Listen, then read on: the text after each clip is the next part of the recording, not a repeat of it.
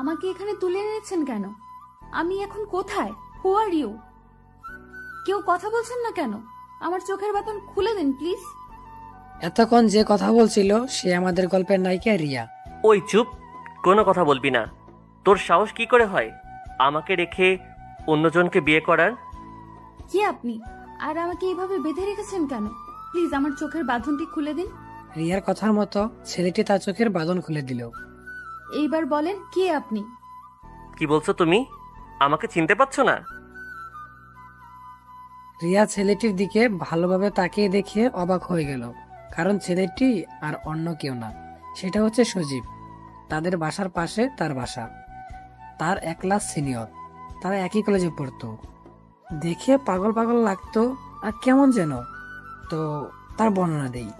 সে ছিল 6 ফুট লম্বা, ফর্সা, চুলগুলো বড় বড় আর চাপদারি। তাকে দেখে যে কোনো মেয়ে ক্রাশ খাবে। কিন্তু সে এতদিন কোথায় ছিল? আজ রিয়ার বিয়ে, সেটাও কিভাবে জানলো? সেটাও রিয়া বুঝতেছে না। আপাতত এইটুকু জানলে হবে। চলেন এখন গল্পতে ফিরি। আপনি? আর আমাকে এভাবে তুলে এনেছেন কেন? তোর সাহস কি করে হয় বিয়ে করার? কেন? আমি বিয়ে করতে পারবো না। আমি যেই ছেলেকে ভালোবাসি তার সাথে আমার বিয়ে হচ্ছে। এতে আপনার সমস্যা কোথায়? না, তার সাথে তোর কখনো বিয়ে হবে না। তোকে শুধু আমি ভালোবাসি, আর এটাই আমার সমস্যা, বুঝেছিস? কি বলছেন এসব? আজ আমার বিয়ে আর আপনি এখন এ কথা বলছেন? আর আপনি তো একটা পাগল। আমি কখনোই আপনাকে ভালোবাসতে পারবো না। আসলে আমাকে পাগল বলার একটা কাহিনী আছে, সেটা পরে শুনলেই চলবে। কি আমি পাগল? বলেই পেছন থেকে কি যেন একটা বের করলো, আর সেটা দেখে আমার গলা শুকিয়ে গেল। কারণ সজীবের হাতে যেটা ছিল সেটা হচ্ছে পিস্তল। তো কি বলছিলি? আমাকে ভালোবাসবি না? কখনোই না। আমি শুধু হৃদয়কে ভালোবাসি। কথাটা শোনার পর আমার চোখ আগুনের মতো লাল হয়ে গেল, আর হাতের পিস্তলটা নিয়ে রিয়ার সামনে বরাবর গুলি করলাম। গুলির আওয়াজ শুনে রিয়া চিৎকার করতে লাগলো, মনে করছে তাকেই গুলি করেছি। কিন্তু না, তাকে গুলি করিনি। তাহলে কাকে করলো সেটা দেখার জন্য রিয়া মাথা উঁচু করে দেখতে গেল। তখনই আমি রিয়ার গাল 2 হাত দিয়ে ধরে রিয়ার ঠোঁটে কিস করতে লাগলাম। রিয়া বোকার মতো হয়ে গেল। তার সাথে কি হচ্ছে এখনো বুঝতেই পারছে না। রিয়া আমাকে ছাড়ানোর চেষ্টা করছে, কিন্তু তার হাত বাঁধার কারণে সে পারছে না। আর এইদিকে আমি রিয়ার ঠোঁটে পাগলের মতো চুষে যাচ্ছি। প্রায় 15 মিনিট হয়ে গেছে, তাও তাকে ছাড়ছি না। রিয়ার ঠোঁট দিয়ে রক্ত বের হয়ে যাচ্ছে, তাও রিয়াকে ছাড়ছি না। রিয়া তো ভয় পেয়ে গেল, তার সাথে হচ্ছেটা কি। 30 মিনিট পর আমি রিয়ার ঠোঁট ছাড়লাম। রিয়া মাথাটা উঁচু করে আমাকে বলল, আপনি কি পাগল? আমার ঠোঁট দিয়ে রক্ত বের করে দিলেন। আচ্ছা আচ্ছা সরি, চুপ করো, কোনো কথা হবে না। কিন্তু রিয়া সজীবের কোনো কথা না শুনে কান্না করেই যাচ্ছে। ওই চুপ! ধমক শুনে রিয়া চুপ হয়ে গেল, কোনো কথা বলবে না। ছি! আর সজীব রিয়ার রক্ত দেখে পাগল হয়ে গেল। ভালোবাসা মানুষটা যদি কষ্ট হয় তাহলে কেউই ভালো থাকতে পারে না। তাই সজীবও পেল না। সজীব কি করবে বুঝতেই পারছে না। কি পরে এসেছো এইসব? অন্য কিছু পরে আসতে পারোনি? আজ আমার বিয়ে, তাই শাড়ি পরে আছি। ওই চুপ! আর একবার যদি বিয়ের কথা মুখে শুনি খুন করে ফেলবো। আমার কথা শুনে ভয় পেয়ে আর কিছু বলল না। আমি রিয়ার ঠোঁটের দিকে এগিয়ে গেলাম। ওই কি করছেন আপনি? বললাম না কোনো কথা বলবে না। রিয়া কিছু বলল না, কারণ সে জানে রিয়ার কোনো কথাই সে শুনবে না। তবে সজীবের গোষ্ঠী মনে মনে উদ্ধার করে দিচ্ছে। সজীব আর কোনো উপায় না পেয়ে তার শার্ট দিয়ে রিয়ার ঠোঁটে লেগে থাকা রক্ত সব মুছে ফেলল। রিয়া তো সজীবের কাণ্ড থেকে অবাক হয়ে আছে। রিয়া বলল, আচ্ছা, এইবার তো আমাকে ছেড়ে দিন। আমার বিয়ের সময় হয়ে যাচ্ছে। মা বাবাও আমাকে খুঁজছে। সেটা তো আর কখনো হবে না। মানে? মানে হচ্ছে আমি ছাড়া অন্য কারোর সাথে বিয়ে হবে না তোমার। বললেই হলো নাকি? আমি যেটা বলবো সেটাই হবে। প্লিজ আমাকে ছেড়ে দিন। আমার বিয়ের সময় পেরিয়ে যাচ্ছে। রিয়া মুখে বলছে কিন্তু মনে মনে অনেক খুশি, কারণ সে হৃদয়কে বিয়ে করতে চাচ্ছে না। বিয়েটা কার সাথে করবে? কেন? আমার বরের সাথে। কিন্তু সে তো নেই। নেই মানে? আমি তাকে উগান্ডায় পাঠিয়ে দিয়েছি। হোয়াট? তাকে আমি দেশের বাইরে পাঠিয়ে দিয়েছি, আর এমন কাজ করেছি যাতে সে আর দেশে আসতে না পারে। তাহলে এখন আমার কি হবে? বলেই রিয়া নেকা কান্না করতে লাগলো, কিন্তু মনে মনে অনেক খুশি হয়েছে। সেটা তো সজীবকে বুঝতে দেওয়া যাবে না। আচ্ছা, আমরা এখন কোথায়? বিশাল এক জঙ্গলের মধ্যে। কি? আমার অনেক ভয় লাগে জঙ্গল। আরে পাগলি, ভয় পাচ্ছ কেন? আমি তো আছি। সেটাই তো বেশি ভয়। কি বললে? না না, কিছু না। আমার অনেক খিদে লেগেছে, আমাকে খেতে দিন কিছু প্লিজ। এই জঙ্গলের মধ্যে খাবার কোথায় পাবো? সেটা আমাকে নিয়ে আসার সময় মনে ছিল না? ফল আছে, খাবে? তাড়াতাড়ি নিয়ে আসেন। বলেই আমি বাইরে চলে আসলাম, আর বাহিরে আসতেই বন্ধুদের সাথে দেখা। কিরে, কোথায় যাচ্ছিস? এই তো একটু বাজারে যেতে হবে। তো তোরা কেমন আছিস? ভালোই, তোকে তো এখন দেখাই যায় না। কোথায় থাকিস? কোথায় আবার থাকবো, বাসায়। আমি কি বলছি, তুই পুকুরে থাকিস? আচ্ছা বাদ দে সব, পরে কথা হবে। Okay bye. তারপর ওদেরকে বিদায় দিয়ে ফল কেনার জন্য সোজা বাজারে চলে গেলাম। আর এইদিকে রিয়া ভাবছে সে আজ কোন বিপদে পড়েছে। অন্য কোথাও হলে সে এতক্ষণ পালিয়ে যেত, কিন্তু এই জঙ্গলের জন্য যাবে না, কারণ রিয়া ছোটকাল থেকে জঙ্গল ভয় পায়। এইসব কথা ভাবতে ভাবতে দেখলো গুন্ডাটা চলে এসেছে। এই নাও। আমার তো হাত পা বাঁধা, কিভাবে খাবো? আমি কিভাবে বলবো? আচ্ছা, আমার হাতের বাঁধন খুলে দেন। কখনো না। আজব তো, তাহলে আমি কিভাবে খাবো? আচ্ছা, আমি খাইয়ে দিচ্ছি। অনেক ক্ষুধা লেগেছে, তাই কিছু বললাম না। দেন। কিন্তু কিছুক্ষণের মধ্যেই রিয়ার ক্ষুধা মিটে গেল সেই গুন্ডাটার কাণ্ড দেখে, কারণ সে তার ঠোঁটে করে আপেল নিয়ে রিয়ার বরাবর আসতেছিল। ওই ওই থামেন, আমি খাবো না। কেন? আমার খিদে নেই। ও আচ্ছা ঠিক আছে, আমি একাই খাই। বলেই গুন্ডাটা আমার সামনে থেকেই খেতে লাগলো।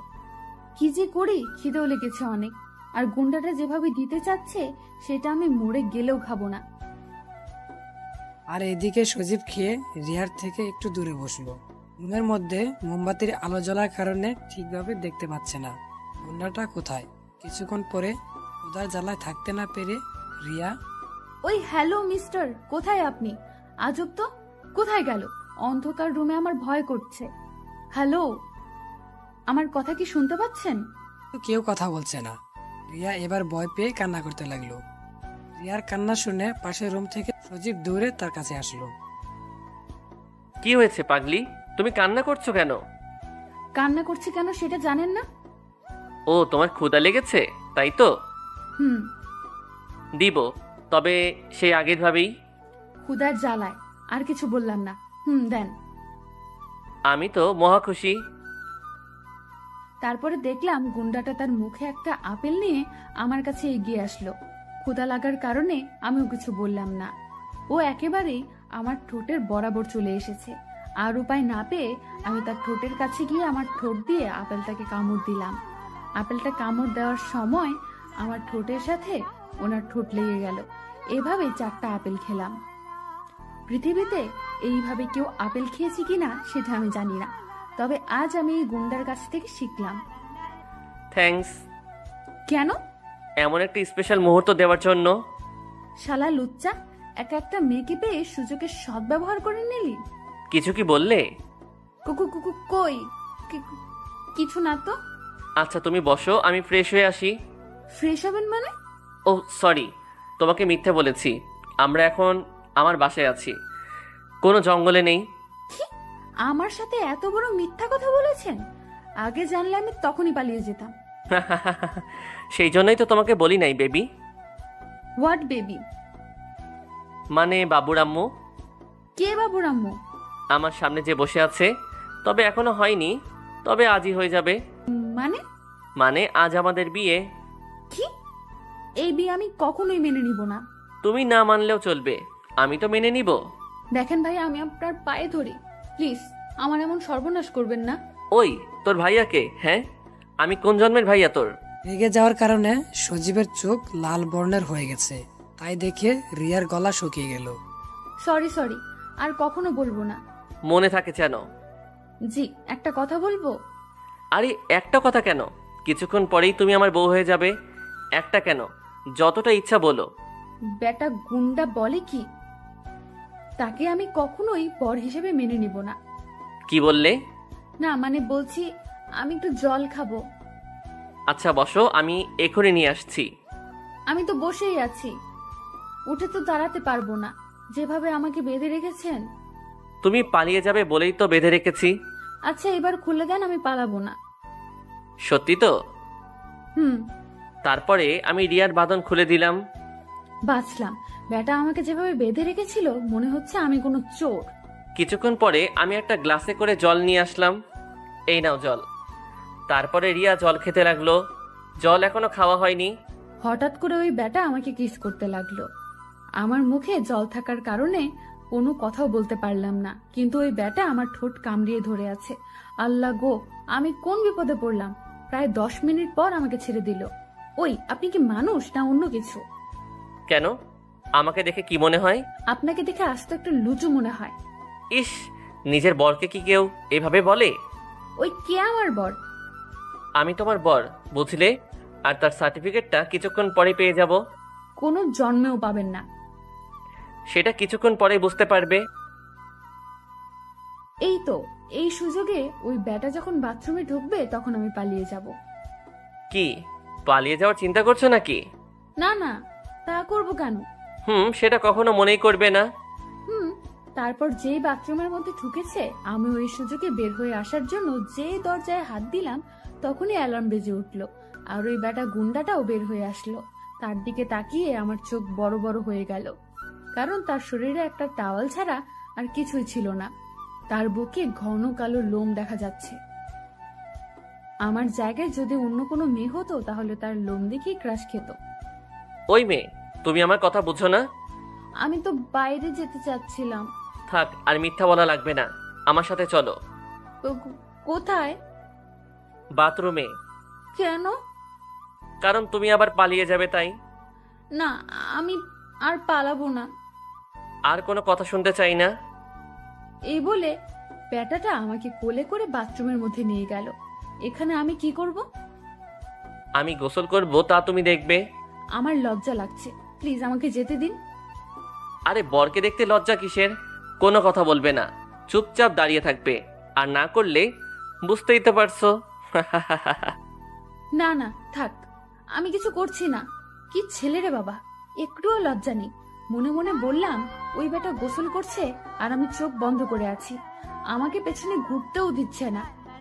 বেটা বলে আমার মুখ দেখবে আর গোসল করবে, তাই আমি চোখ বন্ধ করে দাঁড়িয়ে আছি। হঠাৎ আমার ঠান্ডা লাগছে, কেন বুঝলাম না তো।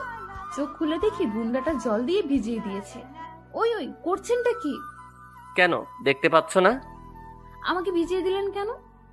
আরে বউ আর বর তো একসাথে গোসল করে, তাই না? দেখেন, আমি কিন্তু আপনার বউ না। না, তবে হতে কতক্ষণ?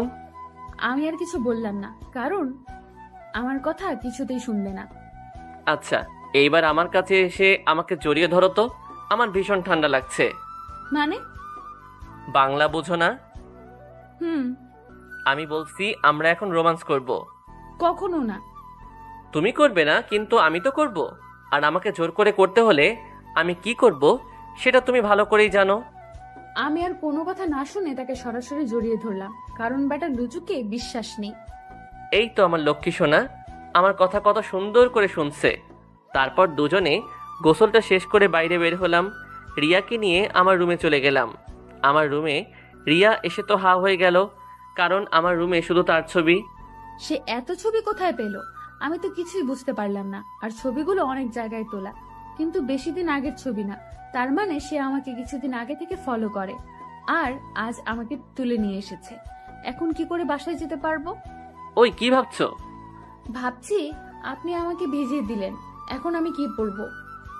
কেন, আমার জামা কাপড় পরবে? উপায় না পেয়ে আর কি করব, তাই গুন্ডাটার কাপড় পরতে হবে এখন। আচ্ছা দেন। তারপরে গুন্ডাটা তার আলমারির মধ্যে একটা প্যান্ট আর একটা শার্ট দিল। এই নাও, এইগুলা পরো। ওইগুলো আমি পরবো? তাছাড়া এখন আর কোনো উপায় নেই। বিকেলে গিয়ে তোমার সবকিছু নিয়ে আসবো। এখনকার মতো পড়ো। আচ্ছা, আপনি এবার বাইরে যান, আমি চেঞ্জ করব। বারে, বরের সামনে চেঞ্জ করলে সমস্যা কোথায়? কি? যা শুনেছো তাই। আমি কোথাও যাব না, এখানেই থাকবো। প্লিজ বোঝার চেষ্টা করেন। যেতে পারি, তবে একটা শর্তে। আমাকে একটা চুম্মা দিতে হবে। কি? কখনোই না। তাহলে আমিও যাব না। কি যে করি হে সৃষ্টিকর্তা, তুমি আমাকে কোন জায়গায় পাঠালে? কোনো উপায় না পেয়ে বললাম, আচ্ছা আসেন এদিকে। আমার বলতে যেইটুকু দেরি, কিন্তু তার আসতে এত দেরি হয়নি। আচ্ছা চোখ বন্ধ করুন। কেন? আমার লজ্জা করে। আচ্ছা। গুন্ডাটা চোখ বন্ধ করলো, আর আমিও কি বিপদে পড়ে গেলাম। তার কপালে একটা চুম্মা দিলাম। এইটা কি হলো? কেন চুম্মা দিলাম? এইভাবে না। বলেই ব্যাটা আমার ঠোঁট তার ঠোঁটে রেখে আমার ঠোঁটের 12টা বাজাতে লাগলো। এতক্ষণ থেকে এটাই বুঝলাম যে এই পাগলের কাছ থেকে আমাকে কেউ বাঁচাতে পারবে না। 10 মিনিট পরে আমাকে ছেড়ে দিল। এইটা চুম্মা, বুঝলে? বলে শয়তানি হাসি দিয়ে বাইরে চলে গেল সজীব। রিয়া সজীবের ড্রেস পরেই বাইরে আসলো। দেখে সজীব সোফার উপরে বসে টিভির খবর দেখছে। আর খবর যেটা, সেটা হচ্ছে রিয়াকে নিয়ে, মানে রিয়াকে দেখাচ্ছে। আচ্ছা, আপনারা হয়তো রিয়ার ব্যাপারে কিছুই জানেন না, তাহলে চলুন রিয়া সম্পর্কে কিছু জেনে আসি। আমি নীলান্তিকা আহমেদ রিয়া, বাবা মায়ের একমাত্র রাজকন্যা। আমার বাবা পুলিশ কমিশনার, আর পুলিশ হওয়ার কারণে আমাকে কিডন্যাপ করার কথা বলছে। শোনেন, আমার বাবা একজন পুলিশ। যদি আমার বাবা জানতে পারে তাহলে আপনাকে কখনোই ছাড়বে না। সেটা জানার আগে তার একটা নাতিন হয়ে যাবে। মানে? মানে আমার শ্বশুর জানার আগে আমাদের কিউট একটা মেয়ে হয়ে যাবে। আপনি কি পাগল? কেন? এই যে আপনি সব সময় একটু একটু না, অনেক বেশিই বোঝেন। সেই জন্যই তো তুমি আমার হলে। আল্লাহ গো, খার কাছে আসলাম। আচ্ছা, তোমার কি কি লাগবে বলো, আমি এখন মার্কেটে যাব। আমার কিছু লাগবে না, আমি বাসায় যাব। সেটা তো যাবই, কিন্তু 1 বছর পরে। 1 বছর পরে কেন? কারণ আমাদের সাথে লতাও যাবে, তাই। লতা কে? ওই যে বললাম না, আমাদের একটা কিউট মেয়ে হবে, তার নাম রাখবো লতা। আল্লাহ গো, কি হলো? আমি পাগল হয়ে যাব। কিছুই হওয়া লাগবে না, শুধু আমার হয়ে থাকলেই হবে। আচ্ছা আপনি বাইরে যান তো, আমি একটু একা থাকবো। আচ্ছা, তবে পালিয়ে যাওয়ার চেষ্টা করবে না। যান এবার আপনি। পরে গুন্ডাটা চলে গেল, আর আমি অন্য কোনো চিন্তা না করে বাসার মধ্যে ঘুরতে লাগলাম। এত বড় বাড়ি রাতে তুলে এনেছিল, তাই কিছুই বুঝতে পারিনি, কিন্তু এখন বুঝতে পারছি। এভাবে 2 ঘন্টা ধরে বাসার মধ্যে ঘুরতে লাগলাম। সন্ধ্যা হয়ে গেল, কিন্তু গুন্ডাটা এখনো আসছে না কেন? ভয় লাগছে আমার। হঠাৎ কারেন্ট চলে গেল, আমি তো ভয়ে শেষ। এখন অন্ধকারে কিভাবে থাকবো? আর কিছু না ভেবে লাগালাম চিৎকার। চিৎকার করে কান্না করতে লাগলাম। তখন শুনতে পেলাম বাইরে থেকে কে যেন দরজা খুলছে। আমি দৌড় দিয়ে তার কাছে গিয়ে তাকে জড়িয়ে ধরে কান্না করেই যাচ্ছি। এই রিয়া, রিয়া, কি হয়েছে তোমার? কান্না করছো কেন? তার কথা শুনে বুঝলাম এটাই সেই গুন্ডা। ওই কি হয়েছে তোমার? আপনি সেই কখন গেছেন? আমার একা বাসায় থাকতে ভয় লাগে। সেটা আমাকে আগে বলবে তো। আমি কোনো কিছু বললাম না। আচ্ছা চলো ভিতরে এখন। তারপরে দুজনে ভিতরে চলে আসলাম। এই দেখো, তোমার জন্য কত কিছু নিয়ে এসেছি। আমার কিছুই লাগবে না, আমি বাসায় যাব। ওই চুপ, আর একবার বাড়ির কথা বললে খুন করে ফেলবো। বলেই আমি রিয়ার গলা চেপে ধরলাম। রিয়া নিঃশ্বাস না নিতে পেরে কাশতে লাগলো। তখনই আমি রিয়াকে ছেড়ে দিলাম। দেখলাম রিয়া হাঁপাচ্ছে, চোখ মুখ লাল হয়ে গেছে রিয়ার। আমি দৌড় দিয়ে জল নিয়ে আসলাম, তারপর রিয়াকে জল খাইয়ে দিলাম। কি ভেবেছে কি করে ফেলি কিছুই বুঝতে পারি না। কিছুটা দূরে গিয়ে কাচের টেবিলের উপরে বাড়ি দিলাম। সাথে সাথে আমার হাত কেটে অনেক রক্ত বের হতে লাগলো। তাও কোনো কিছু না দেখে দেওয়ালে আরো ঘুষি দিতে লাগলাম। তখনই রিয়া এসে, কি করছেন আপনি? আপনি কি পাগল হয়ে গেলেন? এই হাত তোমাকে অনেক কষ্ট দিয়েছে, তাই একে তো কষ্ট পাওয়াই লাগবে, বলে আবারও ঘুষি দিতে লাগলাম। আমি তার হাত ধরে নিয়ে এসেই সোফায় বসিয়ে দিলাম। না লাগবে না, তুমি আগে বলো তুমি এই বাড়ি ছেড়ে কোথাও যাবে না। আপনি কি পাগল? প্লিজ বলবেন কোথায় আছে? এসব কথা পরে বলবেন। না, তুমি আগে বলো, তারপরে আমি বলছি। আল্লাহ, কোন ছেলের পাল্লায় পড়লাম রে! আগে বলতে বলছি। আচ্ছা, আমি কোথাও যাব না, এবার বলেন। সত্যি তো? সত্যি সত্যি সত্যি, 3 সত্যি। আচ্ছা, এইবার আমাকে জড়িয়ে ধরো। কি? আমি পারবো না। তাহলে আমিও বলবো না। গুন্ডাটার রক্ত বের হয়েই যাচ্ছে, কিন্তু তাই নিয়ে তার কোনো মাথা ব্যথা নেই। আমিও আর কিছু না বলে তাকে জড়িয়ে ধরলাম। আচ্ছা, এবার তো বলেন। আমার রুমে টেবিলের উপরে রাখা আছে। রিয়া আর কোনো কথা না শুনে সজীবের রুমে দৌড়ে চলে গেল। রিয়া রুমে গিয়ে ড্রেসিং নিয়ে এসে সজীবের হাতে ব্যান্ডেজ করে দিল। আমার না অনেক ভালো লাগছে। ভালো লাগছে মানে? এই যে, আমার হাত না কাটলে তো তুমি এইভাবে আমার যত্ন নিতে না। আপনি কি সত্যিই পাগল? শুধু তোমার জন্য। আচ্ছা, বাসায় কি খাওয়ার কিছু আছে? না। আচ্ছা, আমি বাইরে গিয়ে খাবার কিনে আনছি। আপনাকে কোথাও যাওয়া লাগবে না। বাসায় কি কাঁচা বাজার আছে? হুম। রান্নাঘর কোন দিকে বলেন, আমি রান্না করছি। না না, থাক, তোমাকে রান্না করা লাগবে না। আমি বাইরে থেকে কিছু কিনে আনছি। বেশি কথা বলবেন না, চুপচাপ শুয়ে থাকেন। তারপরে সজীব আর কিছু বলল না। রিয়া রান্না করে ঘরে চলে গেল। যা যা ছিল তাই রান্না শেষ করে সজীবের রুমে গেল। রিয়া রুমে গিয়ে দেখলো সে ঘুমিয়ে পড়েছে। সজীবের গায়ে হাত দিয়ে ডাকতে গিয়ে দেখলো সজীবের অনেক জ্বর এসেছে। রিয়া এখন কি করবে কিছুই বুঝতে পারছে না, কিন্তু বাসায় তো ঔষধও নেই, কি করবে এখন? এইসব ভাবতে থাকে রিয়া। আবার এই পোশাকে তো বাইরেও যেতে পারবে না, কি করবে এখন যে কিছুই বুঝতেছে না। তখনই মনে পড়ল সজীব তো কাল রাতে মার্কেটে গিয়েছিল, দেখলো ব্যাগগুলো পাশেই রাখা। ব্যাগটা বের করে দেখতে পেল 3টা কালো বোরকা আর কিছু জামা কাপড়। তাড়াতাড়ি বোরকা পরে বাইরে চলে গেল।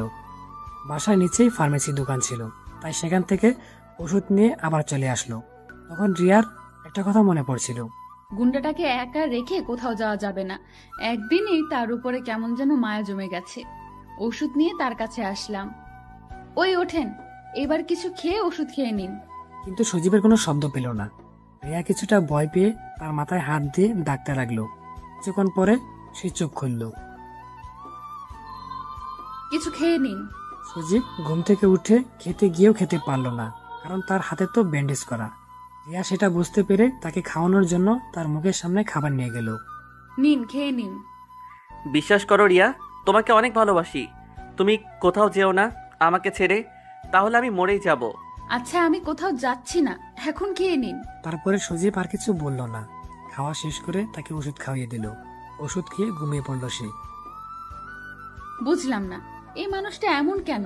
কিভাবে একজনকে এত ভালোবাসতে পারে? দেখলাম যে ঘুমিয়ে গেছে। হঠাৎ তার বিছানার পাশে একটা ডায়েরি দেখলাম। সেটা হাতে নিয়ে পাশে বসে পড়তে লাগলাম। ডায়েরির প্রথম পৃষ্ঠাতে আমার নাম দেওয়া, তাই পড়ার ইচ্ছাটা একটু বেশিই কাজ করছে, তাই পড়তে লাগলাম। আমি সজীব সেন, লেখাপড়া শেষ করে বর্তমানে ঘুরে বেড়াই।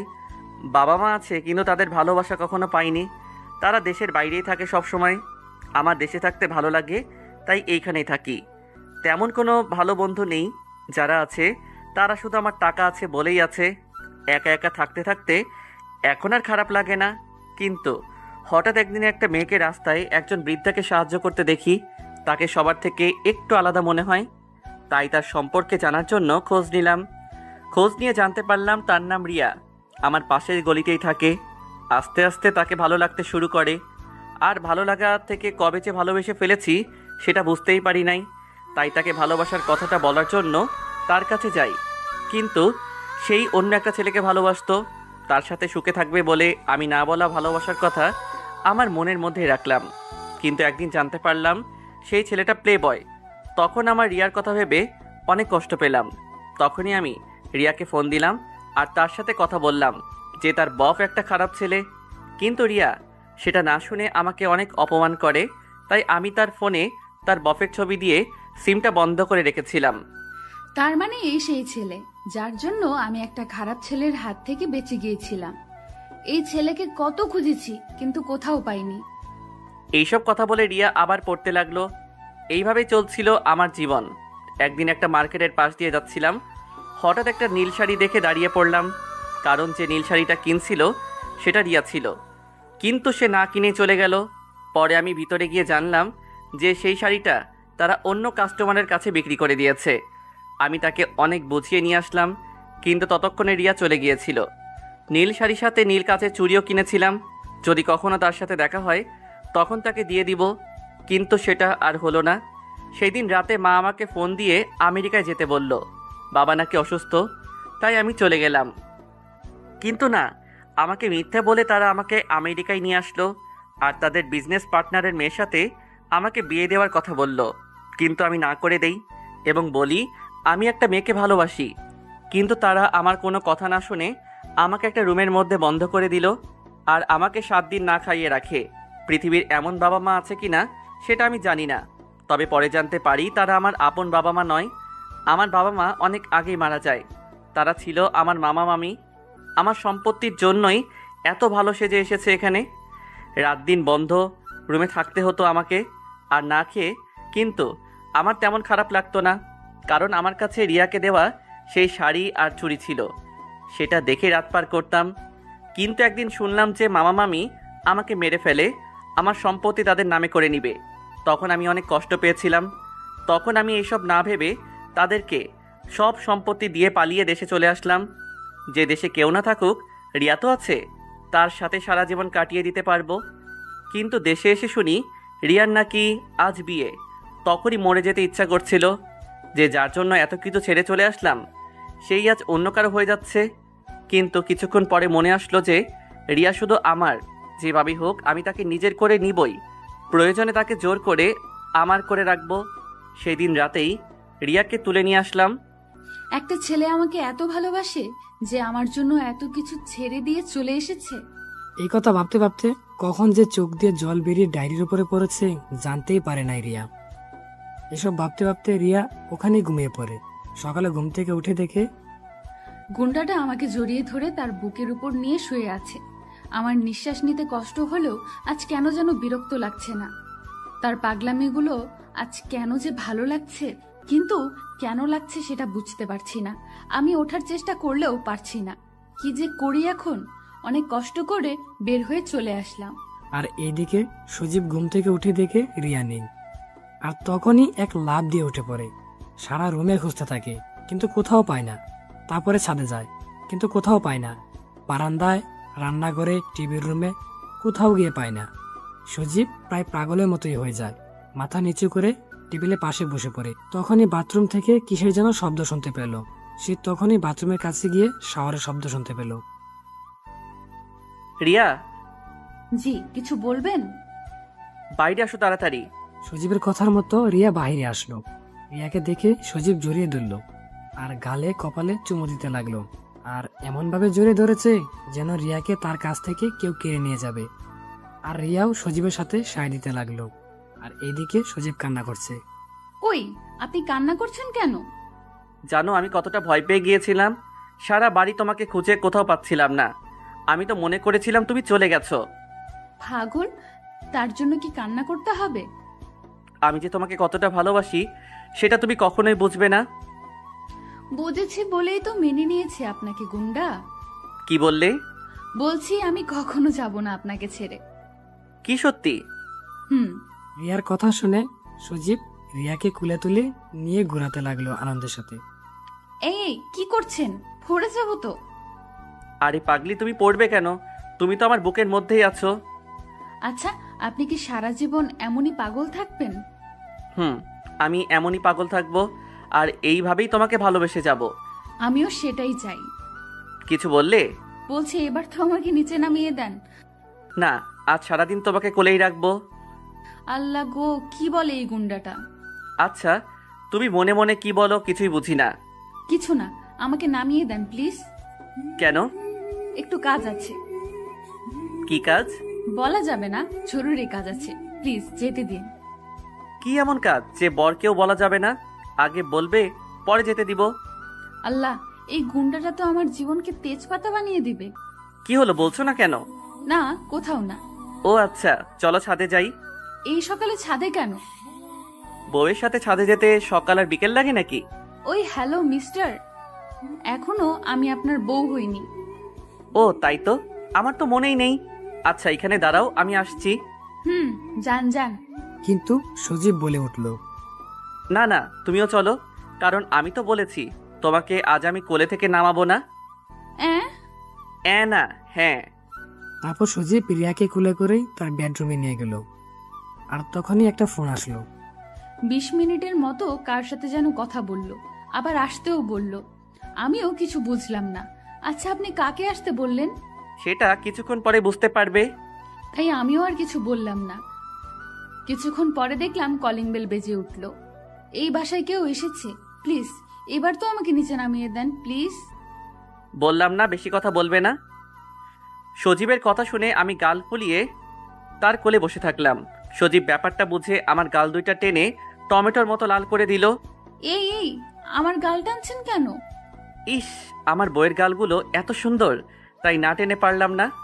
ওই আবার বউ? বউকে তো বই বলবো, তাই না বউ? বউ বউ বউ? ওই কে আপনার বউ? কেন, তুমি হবে। আর এখনই। মানে? কিছু না বলে গুন্ডাটা দরজা খুলে দিল। আর দরজার ওপাশের লোকটা দেখে আমি অবাক হয়ে গেলাম। কারণ এই নামান আমাকে, লোক এসেছে তো। কেন? তোমাকে তো আগেই বলেছি নামাবো না। কিন্তু কাজী এই বাসায় কেন? ওই যে তোমাকে বউ বউ করলে রাগ করেছিলে তাই। কিন্তু তার জন্য কাজী কেন? কারণ এখন তোমাকে পার্মানেন্ট বউ করে নিব, তাই। আর তুমি রাগ করতে পারবে না বউ বলে ডাকলে। কি? না, আমি কখনোই বিয়ে করতে পারবো না। মানে তুমি করবে? তোমার আরো কেউ আছে বিয়ে করবে। তাহলে আমার তাদের সাথেই বিয়ে করান। আমি পারবো না। বেশি কথা বললে এইখানে থেকে নিচে ফেলে দিব কিন্তু। ওই না। আমাকে ভয় পেতে দেখে গুন্ডাটা হাসতে লাগছে। তাহলে কি দাঁত বন্ধ করে হাসবো? তাই তো ভুলেই গেছিলাম, দাঁত না বের করলে হাসবে কি করে? রিয়ার এমন ভাব দেখে সজীব আর কাজী সাহেবও হাসতে লাগলো। ওই কাজী সাহেব, আপনি হাসছেন কেন? কই না তো। আচ্ছা, এসব কথা বাদ দিন। কাজী সাহেব, এবার আপনি বিয়ের কাজ শুরু করেন। বাবা, কিন্তু পাত্রীকে তো আগে কুলে থেকে নামাও। সেটা আপনাকে দেখা লাগবে না। আপনি বিয়ে পড়াবেন নাকি সেটা বলেন। কাজী যেহেতু হয়েছি, বিয়ে তো এখন পড়াতেই হবে। কাজীর কথা শুনে রিয়ার কোথাও না তাকিয়ে সজীবের বুক বরাবর তার মুখ ডেকে রাখলো। সজীব আর কিছু বলল না, পাশের সোফায় বসে পড়ল। আর রিয়া এখনো তার কুলেই আছে। আচ্ছা বাবা, তোমার বাবা মার নাম বলো। আর মামুনি, তোমার বাবা মার নাম বলো। তারপরে আমরা আমাদের বাবা মার নাম বললাম। আচ্ছা বাবা, এইবার বলো কবুল। কবুল কবুল কবুল। আলহামদুলিল্লাহ। এইবার মামুনি বলো। আবুল আবুল আবুল। মামুনি, এমন বলতে হয় না। না, আমি বিয়ে করব না। কেন মামুনি? এই লোকটা ভালো না, পচা। ওই কি বললে? আর একবার বলো। না, কিছু না। কবুল কবুল কবুল। আলহামদুলিল্লাহ। এই তো লক্ষ্মী বউ আমার। শালা লুচ্চা বেটা, বিয়ে করেই বউ বউ করা শুরু করে দিয়েছে। ওই কি বললে? না না, কিছু না। আপনি তো আমার একমাত্র বর, আপনাকে কি আমি কিছু বলতে পারি? রিয়ার এমন কাণ্ড দেখে সজীবের সব রাগ গলে গেল। আর রিয়া তো এটার জন্য এমনটা করেছিল। কিন্তু বেটা আমার চালাকি ধরে ফেলে। বেটা কাজের সামনে আমাকে কিস করতে লাগলো। নাউজুবিল্লাহ, এ কোন যুগ আসলো রে বাবা! এখন তো মুরব্বি মানে না। কাজের কথা শুনে আমি তো লজ্জায় আর তার দিকে তাকাতে পারলাম না। দেখলাম সুজিত মানিব্যাগ থেকে টাকা বের করে কাজী সাহেবকে দিল আর তাকে এখান থেকে যেতে বলল হাতের ইশারায়। কাজীও বিনা টিকিটে সিনেমা না দেখে চলে গেল। কাজী চলে যাওয়ার পরে আমি জোর করে তাকে ছাড়িয়ে নেব ভাবলাম। ওই মিয়া, আপনার কি লজ্জা শরম বলতে কিছুই নেই? বউয়ের সামনে আবার কিসের লজ্জা? তাই বলে কাজীর সামনে এমন করতে হবে? কেন, কাজী সাহেব কি বিয়ে করার সময় এমন করে নাই? সেটা আমি কি করে জানবো? আচ্ছা, এসব কথা বাদ দিবে, চলো। কোথায়? কোথায় মানে? বাসর ঘরে। কি কি বাসর মানে? বাসর মানে বুঝো না? বিয়ে করলাম, এখন তুমি আমার বউ, তাই বাসর করতে হবে। দিনের বেলায় কি বাসর হয় নাকি? বিয়ে এখন করলাম তাই বাসরও এখন। তাই বলে দিনে? উফ, এত কথা বলো কেন? বলেই আমি রিয়াকে বেডরুমের মধ্যে নিয়ে গেলাম, কিন্তু রিয়াকে নামাচ্ছি না। এটা দেখে রিয়া হাসতে লাগলো। আপনি তো আমাকে নামাতেই পারবেন না, তাহলে বাসর করবেন কি করে? কিন্তু রিয়ার হাসি বেশিক্ষণ থাকলো না, কারণ তার আগে রিয়া ঠোঁট বন্ধ করে দিয়েছে সজীবের ঠোঁট দিয়ে। সজীব রিয়ার ঠোঁট চুষেই যাচ্ছে, আর রিয়া তো তাকে ছাড়ানোর চেষ্টা করছে। কিন্তু একটা মেয়ে একটা ছেলের সাথে কিভাবে পেরে উঠবে? আর পেরে উঠারও কথা না। ভাই, আমি আর জোর না করে গুন্ডাটা যা করতে চাচ্ছে তাই করতে থাকুক, আমিও মাঝে মাঝে সায় দিই। কিন্তু এখনো ওর ছাড়ার নাম নেই।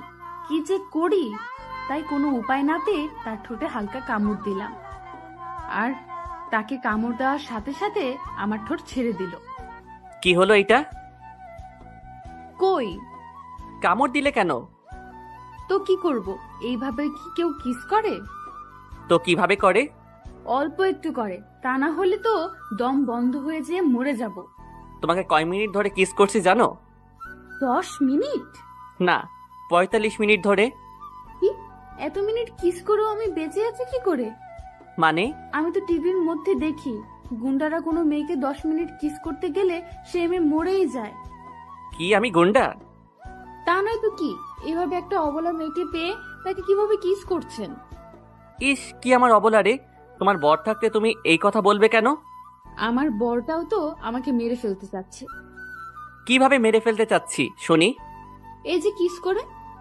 আল্লাহ, কিস করলে কেউ কি মরে যায়? আচ্ছা সরি, আর করব না। দেখলাম অন্যদিকে মুখ ফিরিয়ে নিল, কিন্তু আমার কোল থেকে নামলো না। একটা কথা বলবো? সজীব কোনো কথা বলছে না। কি হলো, কথা বলছেন না কেন? তাও কোনো কথা নেই। আচ্ছা বাবা, সরি। এইবার তো আমার কথাটা শোনেন। কি কথা বলো? আমার দিকে তাকান। না, এইভাবে বলো।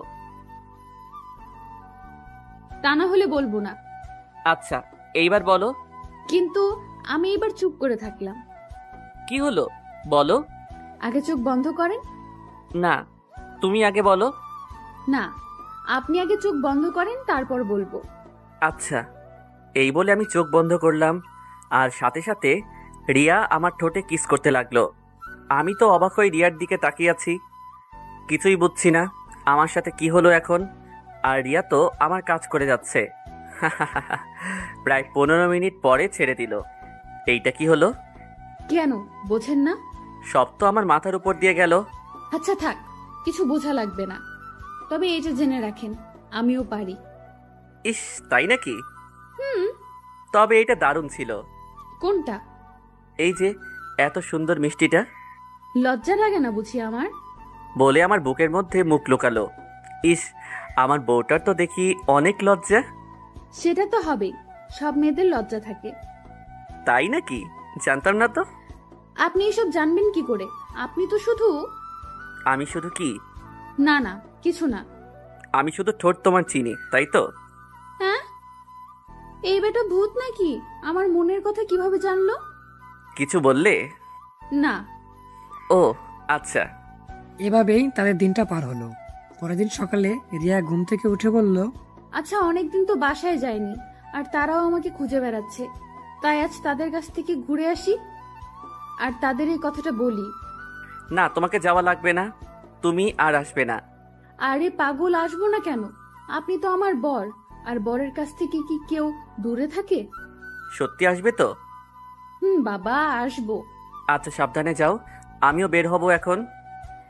রিয়া তার বাবার বাসার দিকে যেতে লাগলো। এইদিকে আমি অফিসে যাওয়ার জন্য রেডি হয়ে বের হলাম। ওহ, আমি একটা প্রাইভেট কোম্পানিতে চাকরি পেয়েছি, 1 মাস হলো। আর নতুন অফিসে নতুন কলিগদের জন্য মিষ্টি নিয়ে গেলাম। আরে ভাইয়া, মিষ্টি কেন? বিয়ের মিষ্টি। কার বিয়ে? আমার বিয়ের। কি আপনার বিয়ে মানে? আপনি কবে বিয়ে করছেন? আগামীকাল। আমাদের কাউকেই দাওয়াত দিলেন না?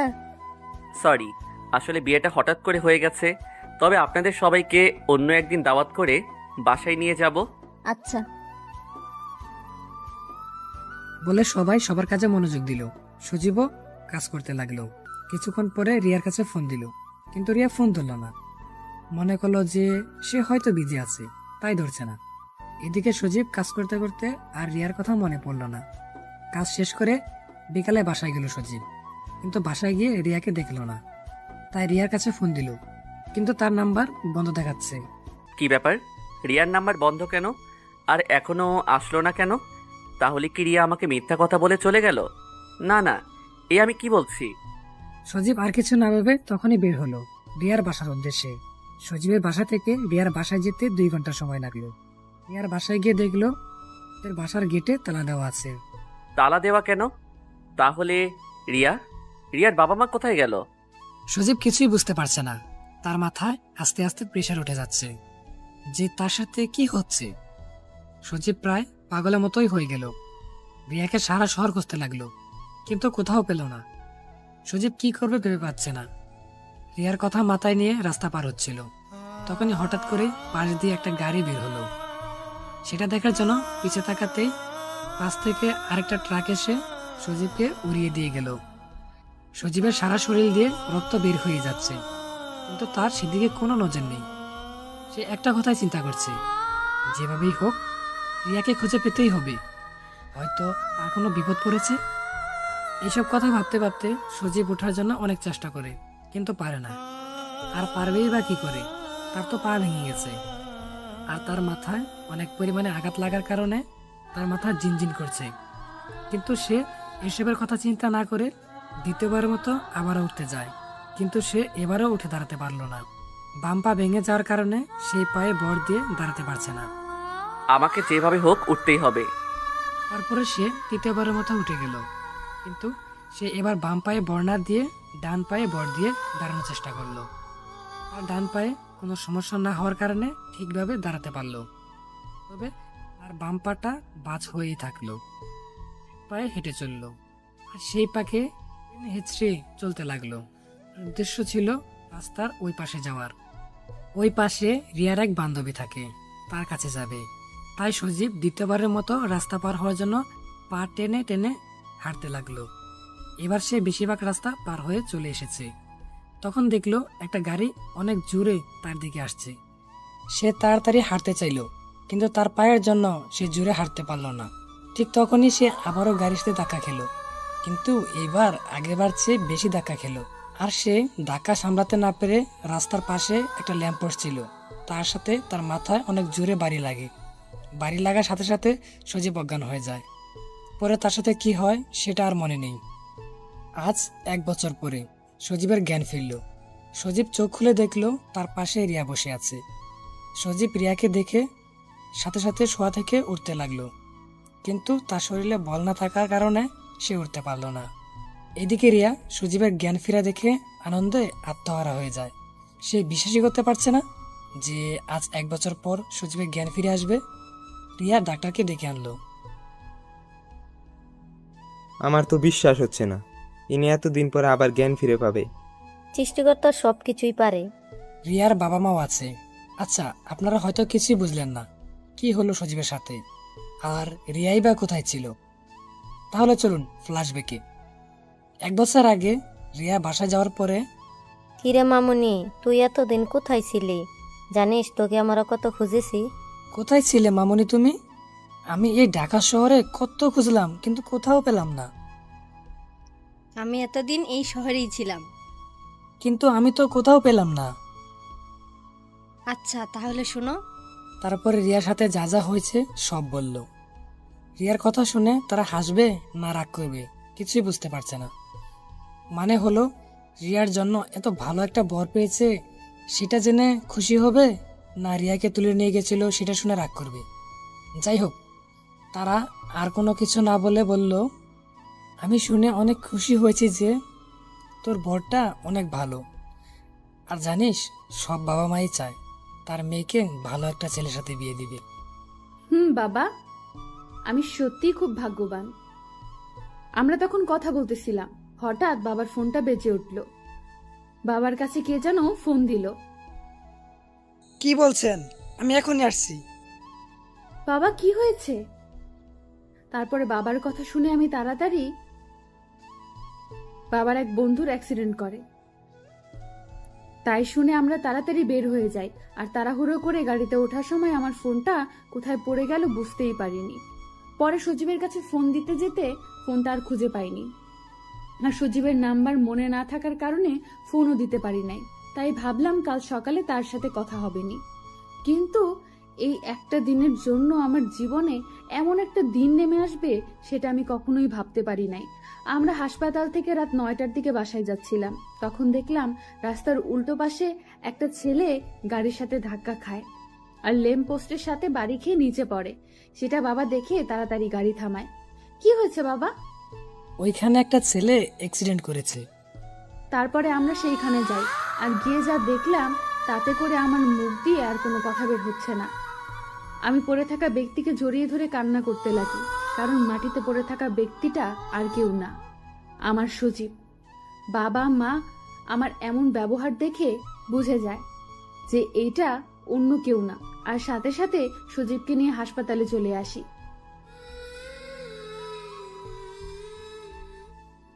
তারপরে ডাক্তার তাকে নিয়ে গেল। কান্না করিস না মা, সবকিছু ঠিক হয়ে যাবে। আমার জন্য ওর এমন হয়েছে। তোমার জন্য মানে? আমি যদি তাকে আগে থেকেই ফোন দিয়ে বলে রাখতাম তাহলে আজ এমন কিছুই হতো না।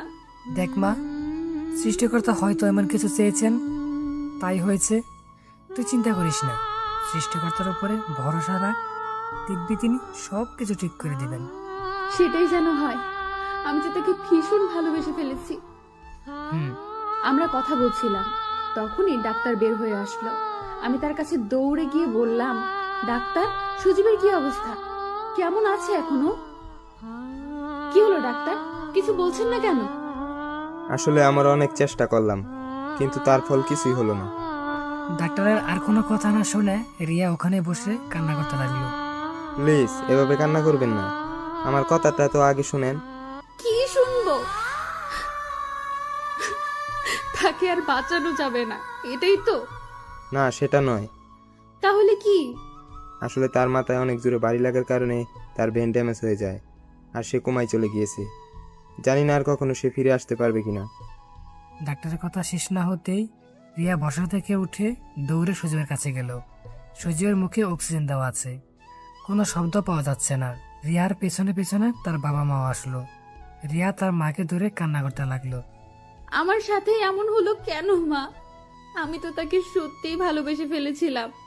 কান্না করিস না, সবকিছু ঠিক হয়ে যাবে। কই ঠিক হলো মা? তাকে তো আমার জীবন থেকে কেড়ে নিল। না মা, যদি তোর ভালোবাসা সত্যিই হয় তাহলে দেখিস উপর আল্লাহ তোকে তোর সজীবকে ফিরিয়ে দিবেন। সেটাই যেন হয় মা। তারপরে রিয়ার দিন গোনা শুরু হলো, আর তার বিশ্বাস ছিল যে সৃষ্টিকর্তা তার কাছে সজীবকে আবার ফিরিয়ে দিবে। আস্তে আস্তে দিন মাস সব চলে গেল, কিন্তু সজীবের কোনো পরিবর্তন হয়নি। সবাই আশা ছেড়ে দিল যে সে আর ভালো হবে না, কিন্তু রিয়ার এখনো বিশ্বাস আছে যে সজীব আবার ভালো হয়ে উঠবে। রিয়া সৃষ্টিকর্তার উপরে অধিক ভরসা রাখার কারণে সৃষ্টিকর্তাও তার কথা শুনল। একদিন সকালে সজীবের হাত পা আস্তে আস্তে কেঁপে উঠল আর চোখ খুলল। এই দেখে রিয়া ডাক্তারকে ডেকে আনলো। আমার তো বিশ্বাস হচ্ছে না যে 1 বছর পরে কেউ আবার স্বাভাবিক হয়ে উঠতে পারে। সৃষ্টিকর্তা চাইলে সব সম্ভব। আচ্ছা, আমরা কি এখন সজীবকে নিয়ে যেতে পারি? তবে একটা কথা মনে রাখবেন, তাকে কোনো কিছুর উপরে চাপ দিবেন না। বেশি চাপের কারণে অতিরিক্ত ভাবলে মাথার সমস্যা হবে। জি আচ্ছা। এরপর সেই গুন্ডাকে নিয়ে আমাদের বাসায় চলে আসলাম। ইস, এখন আর সে গুন্ডা নয়, এখন তো আমার বর মশাই। তো আমার বর মশাইকে বাসায় নিয়ে আসলাম। রিয়া, মা তুই সজীবকে তোর রুমে নিয়ে যা। তারপরে আমি তাকে নিয়ে আমার রুমে আসতে লাগলাম। আমি আগে আগে আর সে আমার পেছনে পেছনে। তখনই সে আমাকে ডাক দিল। রিয়া, জি। তোমাকে একটু ধরে হেঁটে যাই। তার মুখে আমার ডাক শোনার পরে আর কিছুই বলতে পারলাম না। কতদিন তার মুখে আমার নাম শুনি নাই। তারপরে সজীব রিয়াকে ধরে হাঁটতে লাগলো। জানো রিয়া, তোমাকে কতদিন পরে আজ আবার কাছে পেলাম। আপনি তো কিছুই বুঝতে পারেননি, আমিই বুঝেছি। আপনাকে এত কাছে রেখেও আপনার সাথে কথা বলতে পারিনি। যদি আমি মরে যে। রিয়া সজীবকে জড়িয়ে ধরে কান্না করতে লাগলো। এই পাগলি, কান্না করছো কেন? আপনি এই কথা কখনোই বলবেন না। আচ্ছা, বলবো না, তবে একটা শর্তে। কি শর্ত? এখন থেকে আমাকে তুমি করে বলতে হবে। কিন্তু? কোনো কিন্তু নাই, এখনই বলো। আচ্ছা, কাল থেকে বলবো। কাল না, এখনই বলো। আচ্ছা। কি হলো বলো। আচ্ছা, আপনার হাতটা কি ধরতে পারি? উফ, আবার আপনি? ও সরি, তোমার হাতটা কি একটু ধরতে পারি? নিজের বরের হাত ধরার কি পারমিশন নেওয়া লাগে? তাই তো। রিয়ার এমন কাণ্ড দেখে সজীব হাসতে লাগলো। তুমি হাসছো কেন? এই যে, আগে রিয়াকে দেখে। আগের রিয়া মানে? আমার বাসায় যে রিয়া থাকতো ভয়ে ভয়ে। সেটা তো আপনার বাসা ছিল, সরি, তোমার বাসা। কিন্তু এখন তুমি আমার বাসায় আছো। তুমি কিছুই করতে পারবে না, আর আমাকেও ভয় দেখাতে পারবে না। তাই নাকি? হুম। রিয়াকে আর কিছু বলতে না দিয়েই সজীব রিয়াকে কুলে তুলে নিল। এই এই কি করছো? ছাড়ো, পড়ে যাবো তো। কেন পড়ে যাবে কেন? ডাক্তার তোমাকে বেশি কথা বলতে নিষেধ করলো না? আর তুমি আমাকে কোলে নিয়েছো, তোমার কষ্ট হবে তো। হুম, কিন্তু ডাক্তার তো আর বলে নাই নিজের বউকে কোলে নেওয়া যাবে না, আর বউয়ের সাথে রোমান্সও করা যাবে না। আল্লাহ গো, কি ছেলে আমার কপালে দিলে। কেন, কি হয়েছে? এইটা আমার বাসা। তো কি হয়েছে? আমাকে দেখে ভয় তো পাও একটু। আবার হাসছো? হাসবো না তো কি করব? আচ্ছা প্লিজ, তুমি আর বেশি কথা বলো না। আচ্ছা, কথা বলবো না, কিন্তু মুখে বলা বাদে অন্য কিছু করব। অন্য কিছু মানে? আচ্ছা, তোমার রুম কোথায়? এখনো তো পৌঁছালাম না। ওই যে, এটাই আমার রুম। আচ্ছা, ভিতরে চলো। হুম। বাবা, এত সুন্দর রুম। কেন, তোমার পছন্দ হয়নি? হুম, তবে একটা জিনিস বাদে। কি সেটা? তুমি। মানে? মানে এত সুন্দর রুমে তোমাকে দেখতে পেতনির মতো লাগছে। কি বললে? আচ্ছা, তোমার নীল শাড়ি আছে? হুম, কিন্তু কেন? আচ্ছা, এখনই বের করো। আচ্ছা। বলে রিয়া নীল শাড়ি বের করে আনলো। হুম, নাও। আচ্ছা দাঁড়াও, দরজা আগে বন্ধ করে আসি। এবার তো বলো, কি করবে শাড়ি দিয়ে? হুম, আচ্ছা এবার তুমি সবকিছু খুলে ফেলো। খুলে ফেলবো মানে?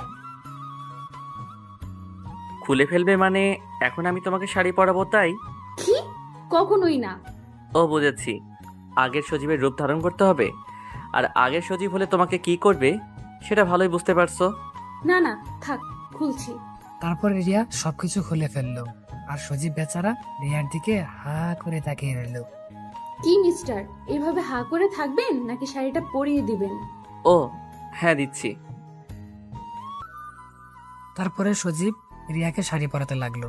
শাড়ি পরা প্রায় শেষ, শুধু রিয়ার নাভির নিচে কুচিটা গুজে দিল, আর হালকা স্বাভাবিকভাবেই রিয়ার নাভিতে একটা চুম্মা দিল।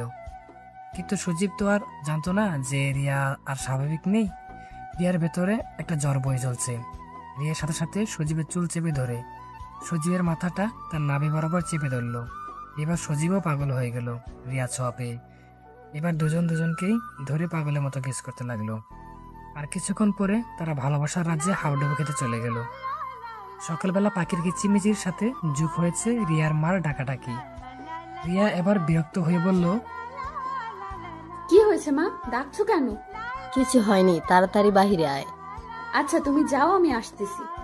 রিয়ার চোখ ডলতে ডলতে উঠে বসে বিছনা থেকে নামতে যাবে, তখনও সজীব তার হাত ধরে বলল, কোথায় যাওয়া হচ্ছে আমাকে রেখে? মা ডাকছে। আর কিছুক্ষণ থাকো না? না, আমি ফ্রেশ হতে যাচ্ছি। কিছুক্ষণ পর রিয়া ফ্রেশ হয়ে বের হলো। এই যে কিছুক্ষণ পরে এসে যেন দেখি তুমি ফ্রেশ হয়ে বসে আছো। ওকে? ওকে মহারানী।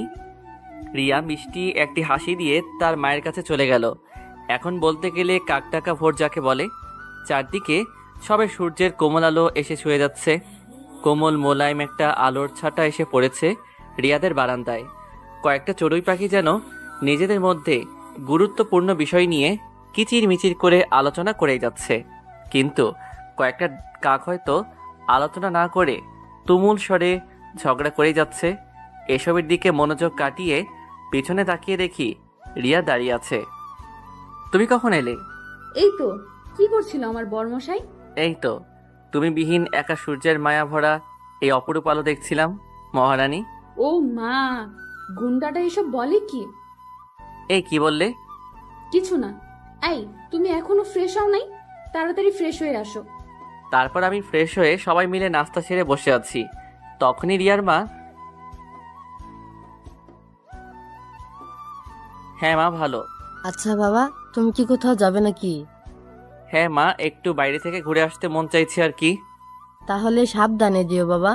তারপর বাইরে বের হতে যাব, তখনই রিয়া ডাক দিল। কোথায় যাচ্ছ? ডেটিং এ যাচ্ছি গো। ভাবতে কেমন যেন লাগছে। ডেটিং এ যাচ্ছ মানে? ডেটিংয়ে যাচ্ছি মানে ডেটিংয়ে যাচ্ছি। তুই আমাকে রেখে এখন আরেক মেয়ের সাথে ডেটিং এ যাচ্ছিস? দাঁড়া, তোর ডেটিং ছুটাচ্ছি। আরে জান, তুমি রাগ করো কেন? রাগ করবো না? তুই আরেক মেয়ের সাথে ডেটিং করবি আর আমি রাগ করবো না? মনে হয় এখন বোমা ফাটবে। আরে জান, তোমার সাথে আমি মজা করছিলাম। মজা করছিলে না? দাঁড়াও, তোমার মজা করা বের করছি। তুমি কি চাও আমি আগের সজীবকে জাগিয়ে তুলি? তখনই ফোনটা আমার বেজে উঠলো। দেখ দেখ, মনে হয় ফোন দিয়েছে, ফোনটা ধর। আরে রিয়া, আমি তোমার সাথে মজা করছিলাম। এখন মজা না, ফোন ধর, না হলে বাড়ি দিলাম। ফোন ধর বলছি। আচ্ছা ধরছি, তাও বাড়ি দিও না বউ। হাতের বাড়ি খেলে মান সম্মান ধুলাই বৃষ্টি অন্ধকার হয়ে যাবে। কি রে, তুই এখনো ফোন ধরস নাই কেন? তুই কি চাস আমি তোকে বাড়ি দেই? দাঁড়াও ধরছি। হ্যালো, দেখেন আপনি রং নাম্বারে ফোন দিচ্ছেন। ওই ভালোভাবে কথা বল। হ্যালো আপু, আপনি কোথায় ফোন দিয়েছেন? এই, তুমি আমাকে আপু বলছো কেন? আর আজ না আমাদের ডেটিংয়ে যাওয়ার কথা? এই আপনি কে? আর আমি কখন আপনাকে বললাম ডেটিংয়ে যাওয়ার কথা? জানেন আমার বউ আছে। বাবু, কেন আমার সাথে দুষ্টুমি করছো? দেখো রিয়া, মেয়েটা মিথ্যা বলছে, আমি কিছু জানি না। তুই যদি না জানতি তাহলে বললি কেন ডেটিং এ যাবি? আমি তো মজা করে বলছি। কি হলো বাবু, তুমি কার সাথে কথা বলছো? এই সেরি, কে তোর বাবু? হ্যাঁ, এই, তুমি কি আমার উপর রাগ করেছো? তুমি জানো আমি না আজকে তোমার পছন্দ করা নীল শাড়ি পরে আসবো ভেবেছি। কি মাইন্ডকে চিপায় ফাইসা গেছি।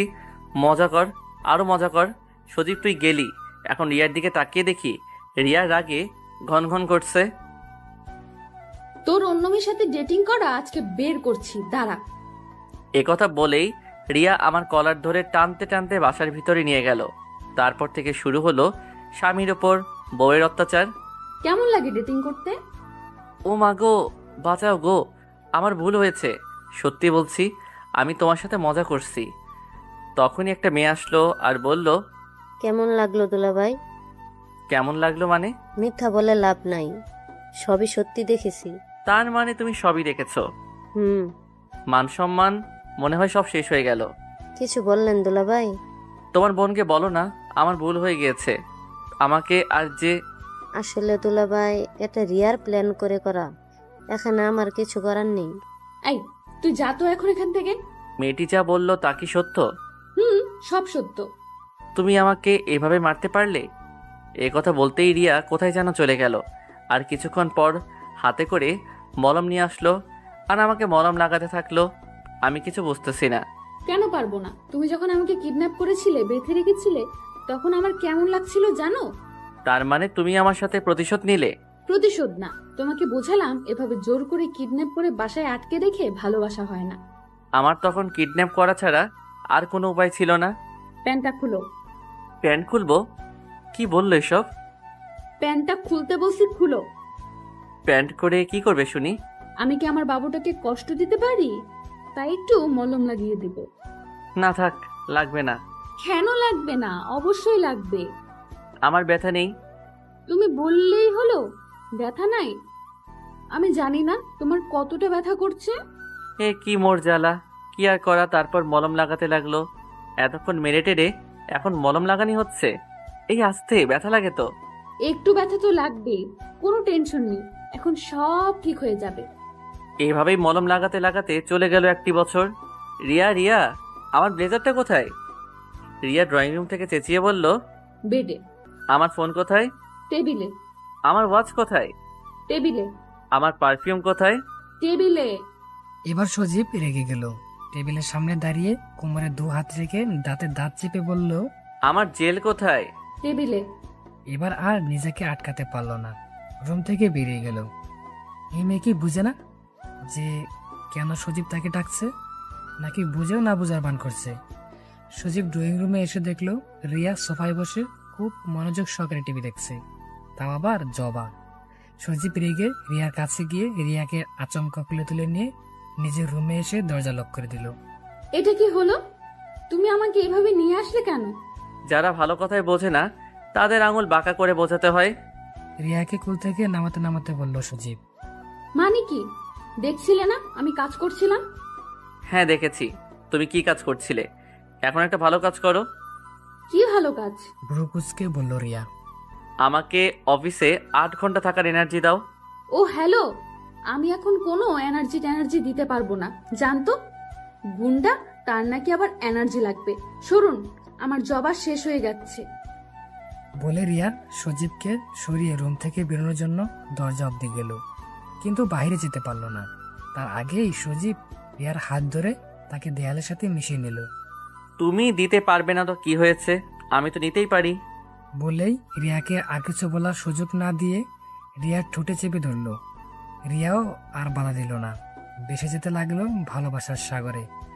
আজ সজীবের জন্য অনেক বড় একটা সারপ্রাইজ অপেক্ষা করছে, কারণ আজ রিয়া সজীবের কানে কানে বলবে, গুন্ডা সাহেব, আপনি বাবা হতে চলেছেন।